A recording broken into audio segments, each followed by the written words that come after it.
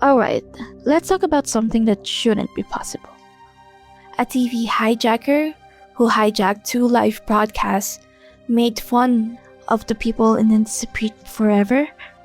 A SpongeBob movie that was advertised, listed for sale, and then mysteriously vanished like it never existed. And an old Mickey Mouse cartoon that was so disturbing it was supposedly locked away in the Disney archives, never meant to be seen. These are the lost files of the internet, strange, unsettling, and completely unexplained. Some say they're hoaxes, others believe they're real mysteries buried under a digital dust.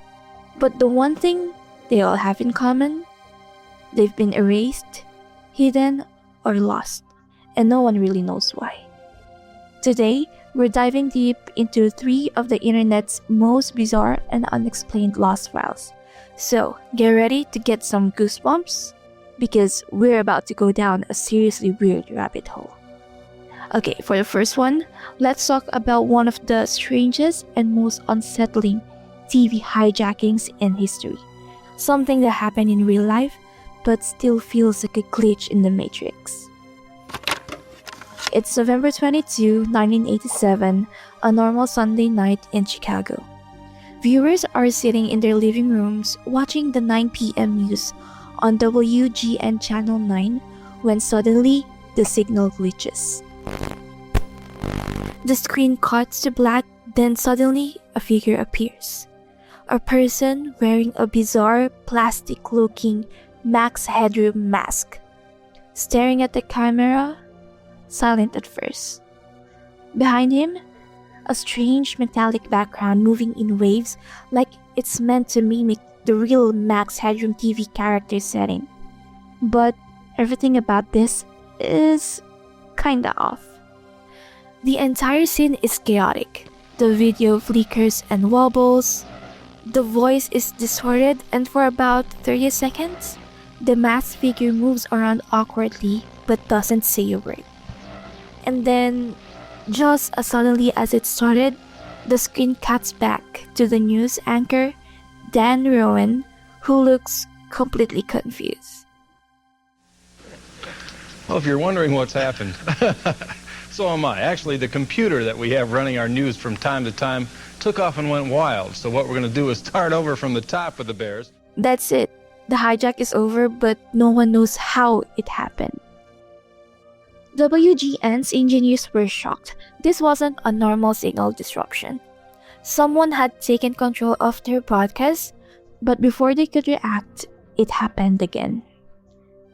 Just 2 hours later, at 11:15 p.m., another station, WTTW Channel 11, a PBS affiliate, was airing an episode of Doctor Who when, out of nowhere, the screen glitches out again.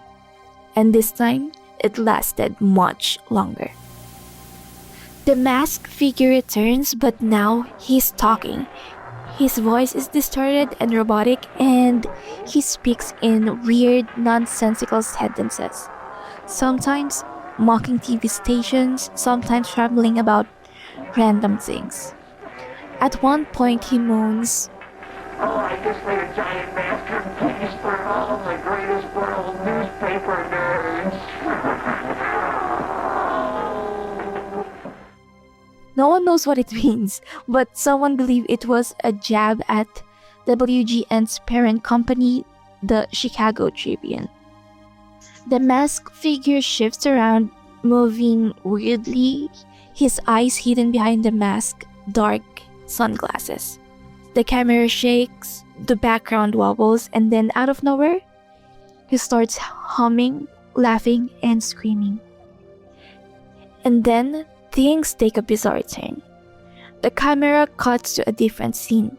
The masked figure pulls down his pants, and a person wearing a dress and holding a fly swatter enters the frame. The masked man screams,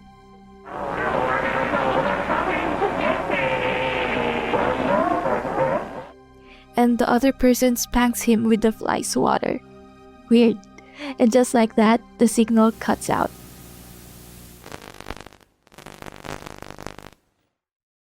Doctor Who comes back on, and it's as if nothing ever happened. The entire thing lasted 90 seconds, no warning, no explanation, just pure chaos.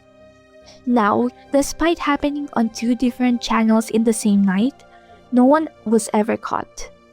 WGN's engineers acted fast during the first hijack and managed to regain control within 30 seconds. But at WTTW, the second hijack lasted the full 90 seconds because WTTW didn't have an engineer on duty at that moment to stop it. The hackers knew this. So, who did it? The FCC or the Federal Communications Commission launched an investigation, but despite interviewing dozens of experts and analyzing the footage and searching for any trace of the hijackers, they found nothing. No leads, no suspects, no proof of how it was even done. Remember, this was 1987.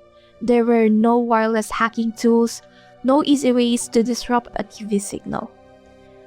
To hijack a broadcast like this, you would have needed serious technical skills, the right equipment, and precise knowledge of how to override a station's frequency. Some theories suggest it was an inside job, that maybe a rogue station employee was involved. Others think it was a group of hackers testing their limits. But then, there are the wilder theories that this was some kind of coded message, a prank that went way too far, or even something more sinister. Because here's the thing, hijacking a live TV broadcast is a federal crime. If the hackers ever got caught, they'd be facing serious consequences. But despite all that, they never slipped up.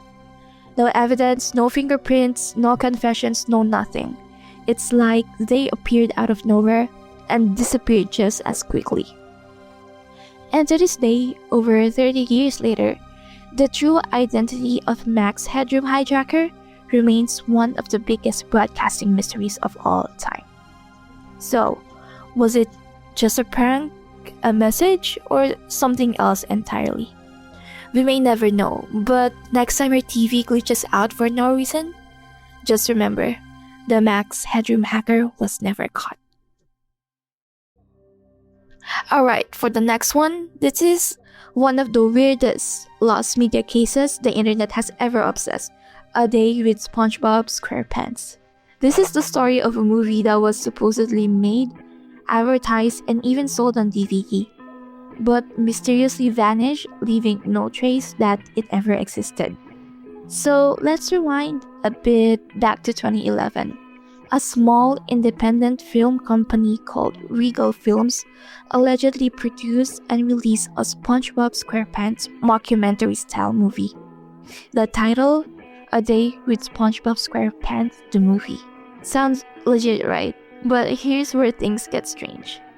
There's no actual proof that this movie was ever released. No clips, no trailers, no DVD copies, nothing. The only thing that exists, a single low-quality image of a DVD cover that started circulating online. A bright yellow cover featuring SpongeBob with a kid, plus some generic-looking text that says the movie. That's it. That's all we have. Naturally, lost media hunters went into detective mode.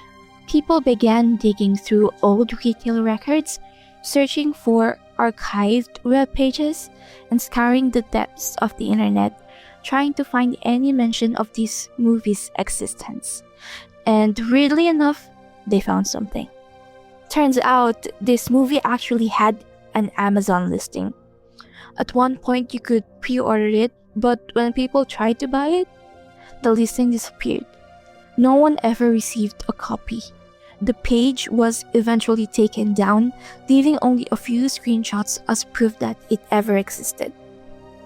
So, what happened? Was it a real movie that got mysteriously cancelled? Was it a scam, or was it just a bizarre internet hoax that spiraled out of control? Okay, let's break this down. The first major theory, this was supposed to be a real movie, but it got quietly cancelled. People discovered an old website for Regal Films where the company supposedly described the movie's plot, and Here's where things get even weirder. According to the description, A Day with SpongeBob SquarePants was meant to be a mockumentary, not a normal animated SpongeBob film. It was supposed to follow a kid who wins a contest to spend a day with SpongeBob, only to find that his world isn't as fun as it seems. So, if it was a real movie that got scrapped, why didn't Nickelodeon ever acknowledge it? Why was there a DVD cover, an Amazon listing, and a website mentioning it, yet no actual footage? Then there's a second theory, that this was never real to begin with and was just a marketing stunt gone wrong. Some believe Regal Films faked the movie to generate hype, planning to make it later but never followed through. Others think it was just a bootleg attempt to capitalize on SpongeBob's popularity, but again, if that were the case, why were retailers listing it for sale? Wouldn't Nickelodeon have shut it down immediately? And finally, we have the wildest theory, that the movie did exist but it was intentionally erased. Now, stay with me here. Some lost media hunters believe A Day with SpongeBob SquarePants was so bad, so poorly made, or maybe even so unsettling that Nickelodeon buried it before it could ever be released. They believe copies were destroyed, retailers were ordered to remove listings, and any traces of its existence was scrubbed from the internet. But if that's true, why? What was in the movie that they didn't want anyone to see? In 2016, a YouTube video surfaced claiming to be a leaked clip from the lost movie. The video was grainy, poorly animated, and incredibly unsettling. Instead of a normal SpongeBob episode, the footage showed SpongeBob sitting alone in his house, staring at the floor.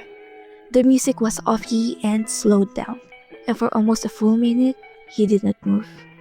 Then the screen caught the static, and when it came back, there was a distorted, nightmarish version of SpongeBob's face staring directly into the camera.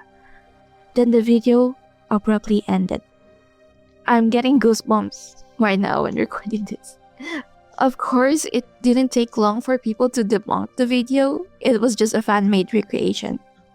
But the fact that people believed it for even a second, that tells you how deep this mystery runs. To this day, no one has ever found a real copy of A Day with SpongeBob SquarePants.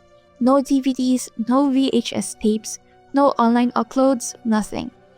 And unless someone somewhere has been hiding a copy all these years, it may just remain one of the internet's strangest unsolved mysteries. So what do you think? Was A Day with SpongeBob SquarePants a real movie that got buried? A hoax that spiraled out of control? Or something even weirder? Alright, this third one is probably the creepiest Disney-related mystery I've ever come across. It's called Mickey Mouse Suicide Tape, also known as Suicidemouse.avi, and it's one of those lost media cases that just feels wrong. Hey listeners, just a quick trigger warning before we continue. This part of the episode includes mention of suicide, so if that's something you're sensitive to, please listen with care or skip this section. Also, I won't be editing in any audio from the Mickey Mouse suicide tape. Honestly, it just feels too creepy to include. But if you're curious, I've linked all the videos in the show notes, so be sure to check them out. Alright, let's get back to it. This story starts with a mysterious, unsettling video that surfaced online years ago. It claimed to be a lost Mickey Mouse cartoon from the 1930s, one that was never meant to be seen by the public. Now, normally you'd think, oh cool, an old Disney animation. But no, this one is nothing like a regular Mickey short. The footage, grainy, black, and white. Mickey? Not smiling, not cheerful. Instead, he's walking down a long, empty street, no music, no sounds, just his footsteps looping over and over. And as minutes pass, you start to realize nothing is happening. He just keeps walking. At first, it seems boring, but then the animation starts to glitch. The street behind him starts warping, buildings collapse and rebuild themselves. Mickey's smile fades, replaced with the blank, lifeless stare. The background music, if you can even call it that, is just a low, droning hum. It starts getting louder. Then 6 minutes in, things take a turn. The screen cuts to black. For a few seconds, nothing happens. And then a horrifying, distorted scream blasts through the speakers. Mickey reappears, but now his eyes are hollow, his face is twisted, the background is shaking. The sounds, they're not music anymore. They're a mix of static, distorted wailing and something that sounds like someone crying. At this point, the video becomes pure chaos. The screen flashes disturbing images, the sound glitches out, and then, in the final few seconds, Mickey's face distorts into something unrecognizable before the video abruptly ends. Now, obviously, this sounds like a creepypasta, right? Just an urban legend that the internet made up for fun. But here's where it gets weird.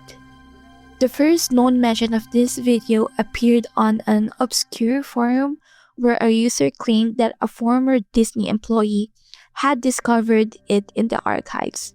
According to the story, the tape was hidden away in a storage vault for decades. Why?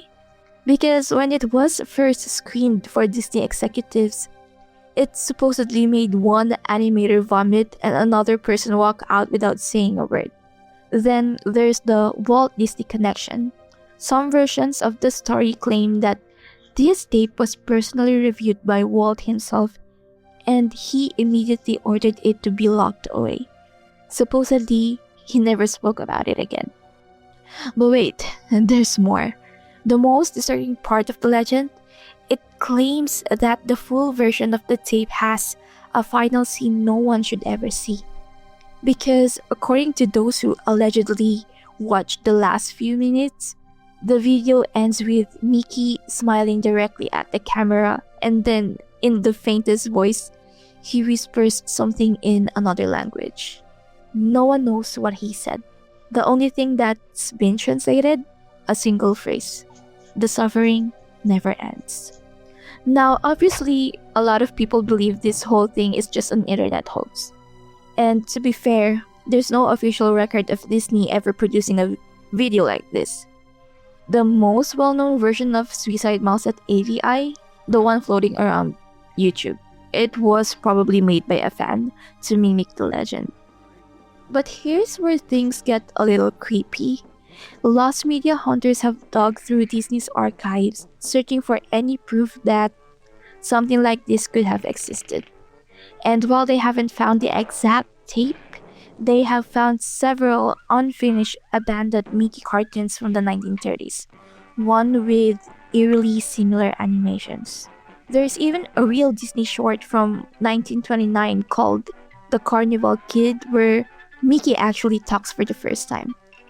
And what's the first thing he says?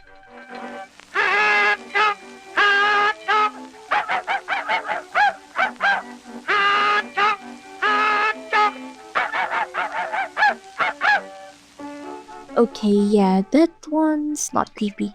But the point is, Disney's early animations had a very different vibe compared to the cheerful Mickey we know today. Some of those early cartoons were kind of eerie, unsettling, and had weird dreamlike animations. So, could Mickey's Suicide Tape have been inspired by a real unfinished Disney project? Or was it just a creepypasta that got way out of hand? So, what do you think? Are these just internet myths, or is there something deeper hiding beneath the surface? We've got the Max Headroom Incident, a TV hijacker who disappeared without a trace. We've got A Day with SpongeBob SquarePants, a movie that supposedly existed but has completely vanished. And lastly, there's Mickey's Suicide Tape, a creepy Disney legend that might have been based on something real. Some of these could be hoaxes, exaggerations, or internet-fueled mysteries that grew bigger over time. But at the same time, the fact that so many people are still searching for answers, that parts of these stories are backed up by real evidence, well, it kinda makes you wonder, what else is out there? And this is just the tip of the iceberg. The internet is full of lost media, strange stories, and unexplained mysteries just waiting to be uncovered. So if you got a favorite weird lost file, missing movie, or internet rabbit hole you think I should dive into, send it my way. Who knows what we might find. If you love this episode, follow, subscribe, and leave a review. It helps more curious minds like you find the show. If you want to keep the conversation going, just leave your comments down below. I'd love to hear your theories. Thanks for listening, and remember, not everything on the internet disappears forever. Sometimes it's just waiting for the right person to find it again.